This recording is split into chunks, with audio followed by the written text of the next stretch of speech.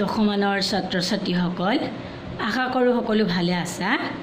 আজি আমি এটা নতুন পাঠ পদত্ৰয় কবিতাটো আলোচনা কৰিছোঁ। কিতাপখন উলিয়াই মনোযোগেৰে চোৱা। প্ৰথমেই আমি কবিগৰাকীৰ পৰিচয় জানিব বিচাৰিছোঁ। मीराबाई हिंदी की कृष्ण भक्ति काव्यधारा में कवयित्री मीराबाई को महाकवि सूरदास जी के बाद ही स्थान प्राप्त है।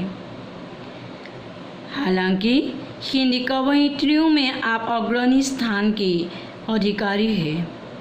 भारतीय जनसाधारण के बीच कबीरदास, सूरदास और तुलसीदास के भजनों की तरह मेरा भजन भी समान रूप से प्रिय रहे हैं। कवयित्री मीराबाई द्वारा रचित गीत पद हिंदी के साथ साथ भारतीय साहित्य की भी अमूल्य निधि हैं।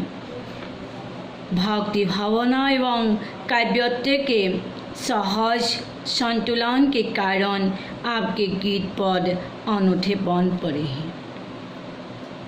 हिंदी कृष्ण भक्ति काव्यधारार कविসকলৰ ভিতৰত मीराबाई महाकवि सूरदासৰ পাছতেই তেখেতে স্থান লাভ কৰিছে।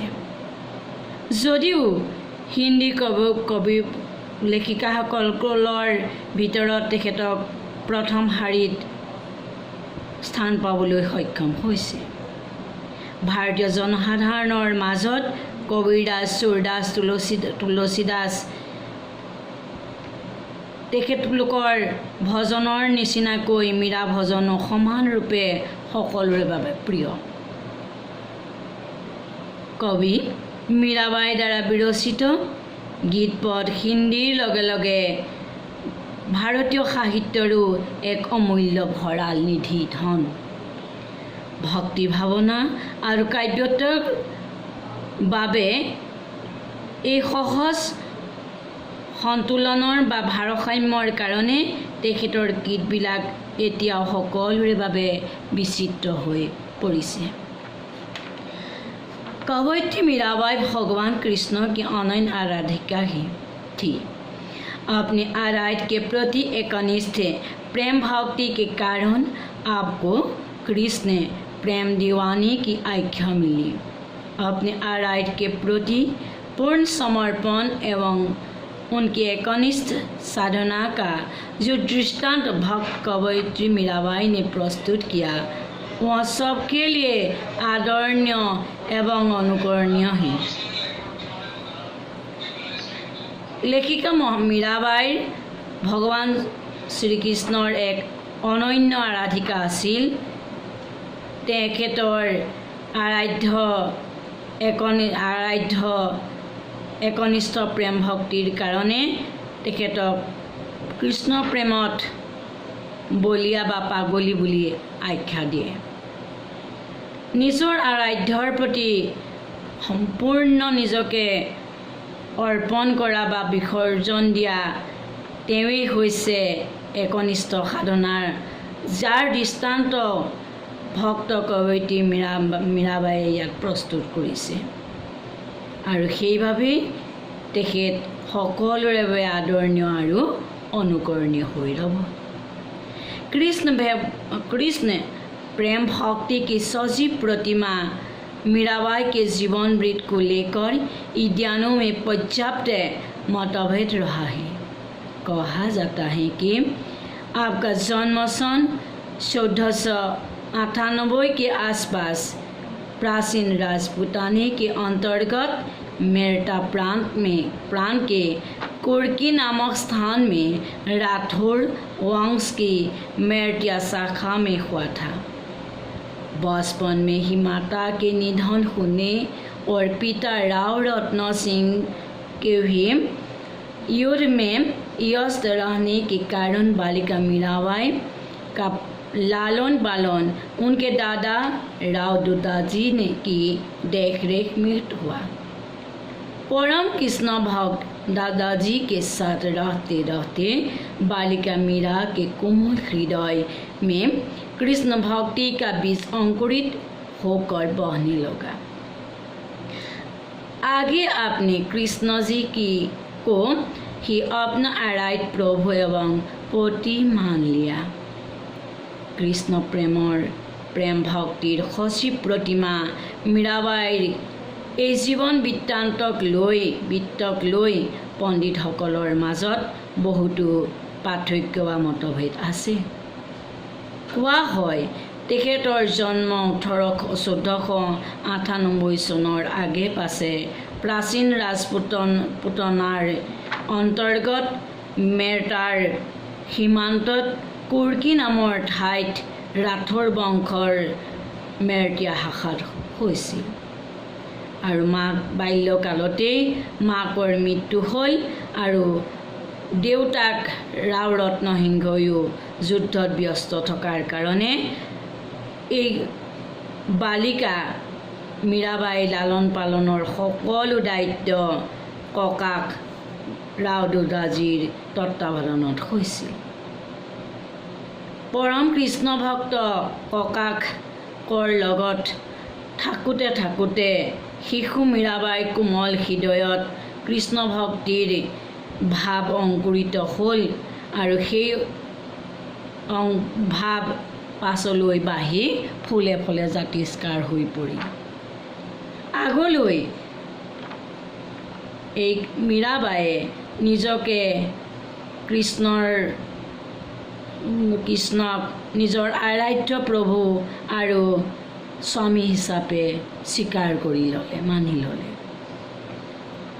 सन 1516 में मेवाड़ के महाराजा संगा के ज्येष्ठ पुत्र कुंवर भोजराज के साथ मीराबाई का विवाह हुआ, परंतु दुर्भाग्यवश विवाह के 7 वर्ष बाद ही भोजराज जी का स्वर्गवास हुआ था। राजपूतों की तत्कालीन परंपरा का विरोध करते हुए क्रांतिकारिणी मीराबाई सती नहीं हुई। इतिमध्ये 1516 চনত মেৱাৰৰ মহাৰাজা সাংগাৰ জ্যেষ্ঠ পুত্ৰ কুঁৱাৰ ভোজৰাজৰ সৈতে তেওঁ বিবাহপাশত আবদ্ধ হ'ল, কিন্তু ভাগ্যৰ বিড়ম্বনা বিয়াৰ মাত্ৰ 7 বছৰৰ পাছতে এই ভোজৰাজৰো মৃত্যু হ'ল। সেই সময়ৰ ৰাজপুতৰ যি তৎকালীন পৰম্পৰা, যি নিয়ম, সেই নিয়মক তেওঁ বিৰোধিতা কৰি মীৰাবাই সতী নহ'ল। আগত ৰাজপুতসকলৰ এক পৰম্পৰা আছিল, প্ৰথা আছিল যে স্বামীৰ মৃত্যুত তেওঁৰ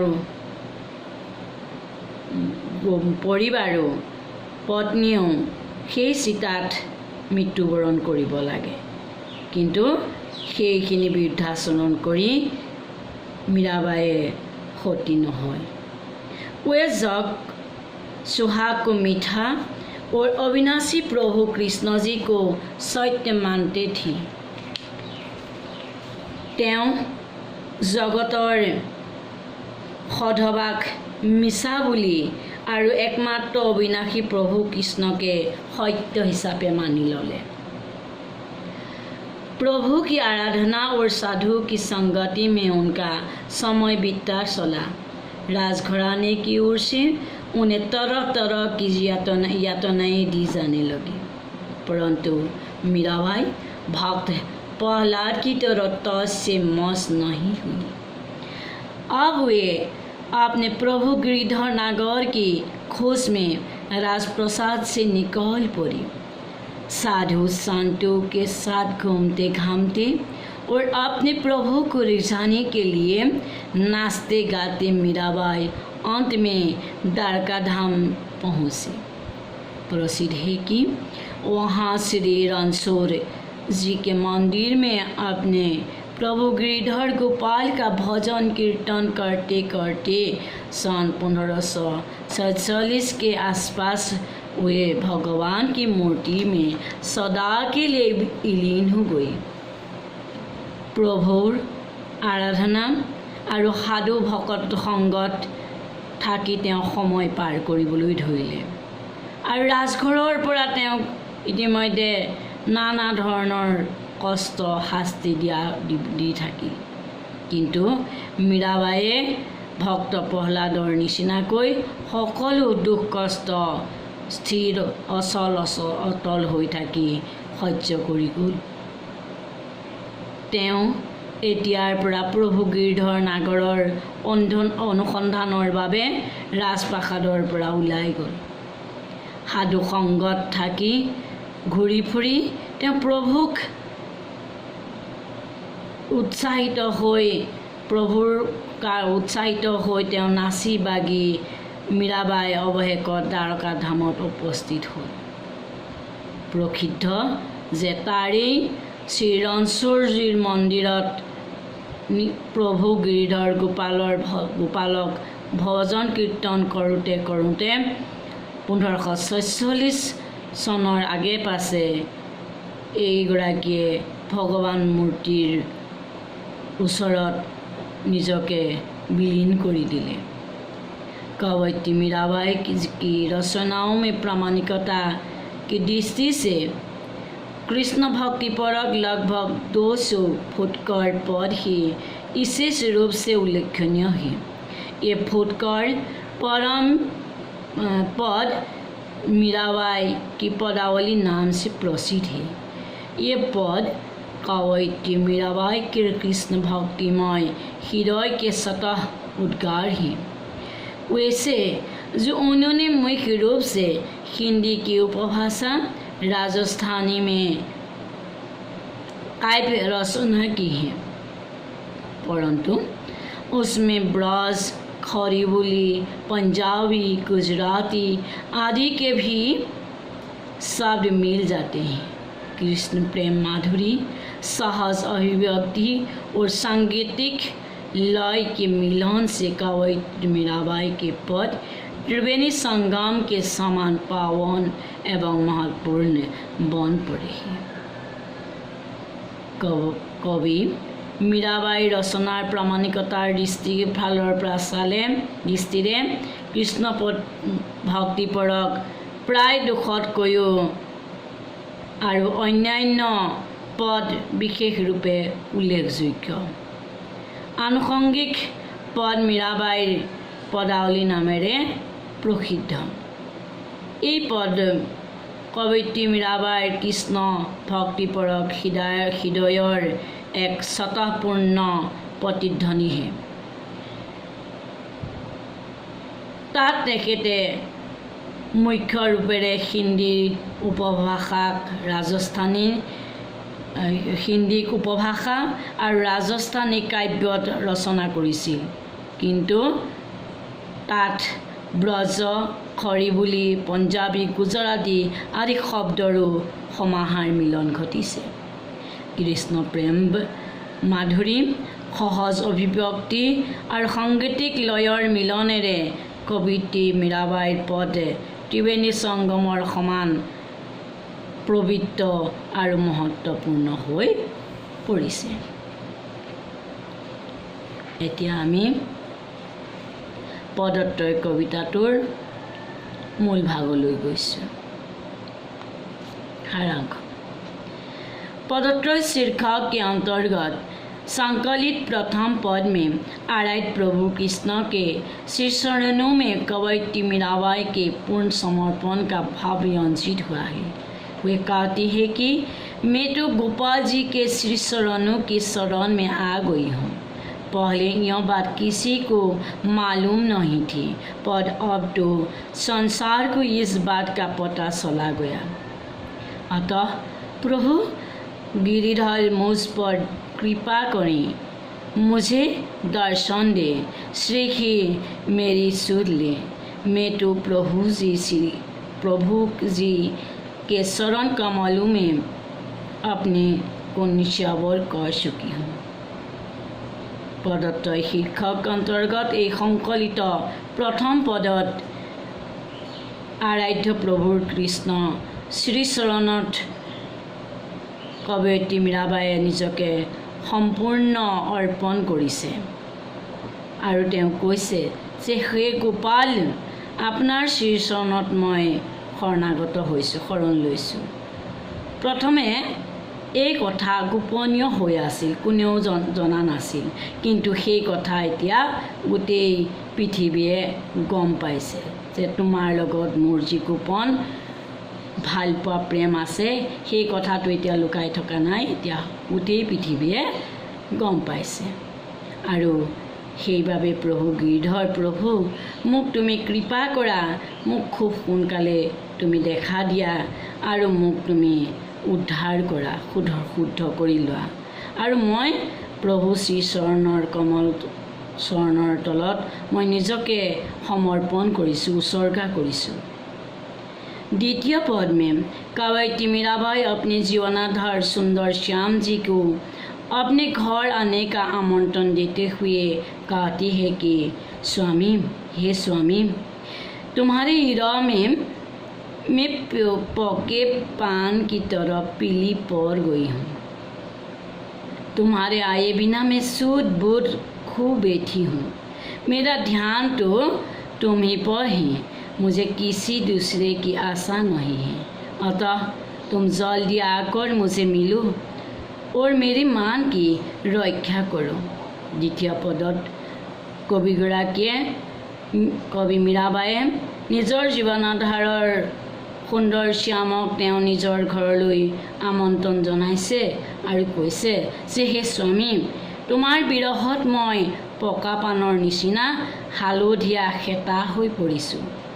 আৰু তুমি নহাৰ বাবেই মই সকলো হেৰুৱাই স্মৃতি পাহৰি মই বহি পৰিছোঁ। আৰু মোৰ একমাত্ৰ ধ্যান তোমাৰ ওপৰতে। আৰু সেইবাবে মোৰ কেৱল তোমাৰ প্ৰতিহে মোৰ আশা আছে আৰু অন্য মোৰ আশা নাই। আৰু সেইকাৰণে তুমি খুব সোনকালে আহি মোক লগ কৰা আৰু মোৰ মান সন্মানক ৰক্ষা কৰি মোক মৰ্যাদা দিয়া। तृतीय पद में कवयित्री मनुष्य मात्र से राम कृष्ण नाम का रस पीने के आह्वान करते हुए कहती हैं कि सभी मनुष्य कुसंग सुने और सत्संग में बैठकर कृष्ण का कीर्तन सुने। वे काम क्रोध क्रोधादि सरिपों को शीत से निकाले और प्रभु कृष्ण प्रेम रंग रस से रसाबोर हो उठे। तृतीय पदत कविगराकीয়ে मनुष्य বা মানুহক এই বুলি উপদেশ দিছে যে মানুহ মাত্ৰই কেৱল কৃষ্ণ নামৰ ৰস পিবলৈ আহ্বান জনাইছে আৰু সকলোকে এই আহ্বান জনাইছে যে হে মনুষ্য, তোমালোকে কুসংগ ত্যাগ কৰি সৎসংগত বহি কৃষ্ণৰ গুণাগুণ কীৰ্তন কৰা আৰু অন্তৰত যিখিনি কাম কৰিলো মোৰ এই ছয় ৰিপুক অন্তৰৰ পৰা ত্যাগ দি প্ৰভুৰ কৃষ্ণ প্ৰেম ৰসত নিজকে তিতি জুৰুলি জুপুৰি হোৱা। এতিয়া আমি কবিতাটোৰ মূল অংশলৈ আগবাঢ়িছোঁ। পদত্ৰয়। প্ৰথম, मैं तो शरण लगी गोपाल, सब लगी तब कोई न जाने, अब जानी संसार, कृपा कीजिए दर्शन दीजिए, सुध लीजिए तत्काल, मेरा कही प्रभु गिरधर नागर शरण कमल बलिहार। कवि मीराबाईয়ে কৈছে, মইতো তোমাৰ শ্ৰী চৰণত শৰণ লৈছোঁ হে গোপাল, আৰু মই যেতিয়া তোমাৰ লগত প্ৰীতি হৈছিলে, প্ৰেম হৈছিলে, সেই কথা লুকাই আছিল, জনা নাছিল, কুপুত হৈ আছিল। কিন্তু সেই কথা এতিয়া গোটেই পৃথিৱীয়ে জনাজাত হৈছে, জানিব পাৰিছে। আৰু সেইবাবে এতিয়া লুকাই থকা নাই। আৰু সেইবাবে তুমি মোক কৃপা কৰা, মোক দেখা দিয়া আৰু খুব সোনকালেই মোক আশ্বস্ত কৰি মোক সোনকালে শুদ্ধ কৰি লোৱা। আৰু মীৰাই কৈছে, সেই প্ৰভু গিৰধৰ নাগৰ, তোমাৰ চৰণ পদুম কমল যুগলত মই নিজকে অৰ্পণ কৰিছোঁ। দ্বিতীয় হৈছে, म्यारे घर आओ सुंदर श्याम, तुम आया बेन सुई नहीं मेरो, पीरी परी जैसे पान, म्यारे आशा और नौ स्वामी एक तिहारो ध्यान मीरा के प्रभु बेग मिलो अब रासो जी मेरो मान। द्वितीय पदत कविगৰাকীয়ে উল্লেখ কৰিছে म्यारे माने आमार आवो माने आहा जे आमार घरলৈ सुंदर श्याम तुमी आहा। निजर कवयित्रीয়ে मीराबाईয়ে सुंदर श्यामक তেওঁ ঘৰলৈ আমন্ত্ৰণ জনাইছে আৰু কৈছে যে তুমি আহা, তোমাৰ অবিহনে তোমাৰ বিৰহত মই পকা পানৰ নিচিনাকৈ হেতা পৰি ম্লান পৰি গৈছোঁ। মোৰ একমাত্ৰ আশা তোমাক লৈয়ে, মই আৰু অন্য আশা নাই কৰা যে তোমাৰ কাৰণে মই সকলো হেৰুৱাই পেলাইছোঁ। স্মৃতি মোৰ পাহৰণি হৈ গৈছে, পাহৰি পেলাইছোঁ। একমাত্ৰ তোমাকেই চিন্তা কৰি মই বহি পৰিছোঁ আৰু সেইকাৰণে খুব সোনকালে তুমি মোক আহি লগ কৰা, মোক দেখা দিয়া আৰু মোৰ যি সন্মান সেই সন্মানক মৰ্যাদা দি মোক ৰক্ষা কৰা, মোৰ সন্মানক ৰক্ষা কৰা। তৃতীয় স্তৱক হৈছে পদ राम नाम रस पीजी मुनुआ राम नास पीजी तज कुसंग सत्संग वेद नित हरि चर्चा सुन लीजिए। काम क्रोध मान लो मोह को बहा सीट सू दीजिए। मीरा के प्रभु गिरधर नागर ताही के रंग में भीजे। तृतीय पदत मनुष्य बा मानुहक তেওঁ এই বুলি আহ্বান জনাইছে যে সেই মনুষ্য, সেই মানুহ কেৱল মাত্ৰ ৰাম নামৰ ৰস পান কৰা। তোমালোক সকলোৱে কুসংগত ত্যাগ কৰি সৎসংগত বহি প্ৰভুৰ গুণানুকীৰ্তন কৰা আৰু কাম ক্ৰোধ লোভ মোহ এই ছয় ৰিপুক হৃদয় বা অন্তৰৰ পৰা ত্যাগ কৰি উলিয়াই কেৱল কৃষ্ণ প্ৰেমৰ গিৰিধৰ প্ৰভুৰ গুণানুকীৰ্তন কৰি কৃষ্ণৰ ৰসত গুণানুকীৰ্তন কৰি কৃষ্ণৰ প্ৰেম ৰসত নিজকে তিতি বুৰি জুৰুলি জুপুৰি হোৱা। ইতিমধ্যে পদত্ৰয় কবিতাটো লেখিকা আৰু কবিতাটোৰ আমি বুজাই শেষ কৰিলোঁ। আশা কৰোঁ প্ৰশ্নবিলাক খুব সোনকালে দিবা। কেৱল এজন ছাত্ৰ আৰু এগৰাকী ছাত্ৰীৰ বাবে প্ৰশ্নবিলাক নেদেখুৱালা, উত্তৰবিলাক কৰি নেদেখুৱালা। ইয়াৰ পৰিণাম হয়তো পৰীক্ষাতে পাবা, ওলাব।